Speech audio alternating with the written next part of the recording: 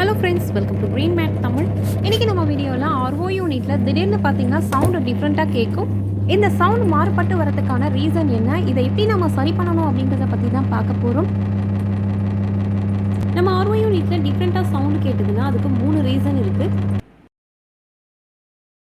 நம்ம RO யூனிட்டில் டிஃப்ரெண்ட்டாக திடீர்னு சவுண்ட் கேட்கும். இதுக்கு ரீசன் என்ன அப்படின்னு பார்த்தீங்கன்னா பைப்.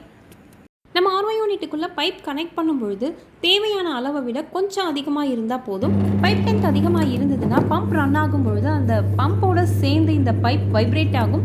இதனால் நம்மளுக்கு சத்தம் அதிகமாக கேட்கும். அடுத்த ரீசன் என்ன அப்படின்னு பார்த்தீங்கன்னா ட்ரை ரன். நம்மளோட வாட்டர் டேங்க்கில் தண்ணியே இல்லாதப்போ RO யூனிட்டை ரன் பண்ணோம்னா அதுக்கான சத்தம் பார்த்திங்கன்னா வித்தியாசமாக உங்களுக்கு கேட்கும்.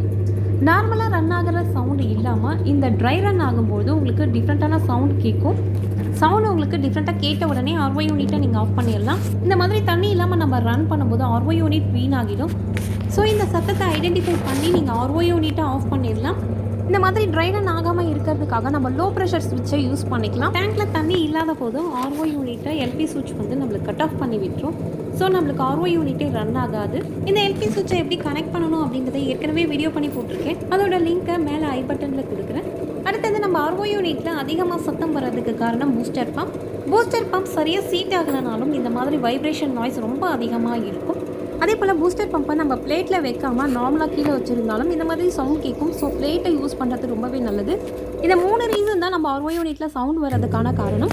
இந்த வீடியோ உங்களுக்கு பிடிச்சிருந்ததுன்னா லைக் பண்ணுங்கள். இந்த வீடியோ யூஸ்ஃபுல்லாக இருந்ததுன்னா மற்றவங்களுக்கு ஷேர் பண்ணுங்கள். மறக்காமல் நம்ம சேனலுக்கு சப்ஸ்கிரைப் பண்ணுங்கள். அடுத்த ஒரு யூஸ்ஃபுல்லான வீடியோவுடன் சந்திப்போம். நன்றி, வணக்கம்.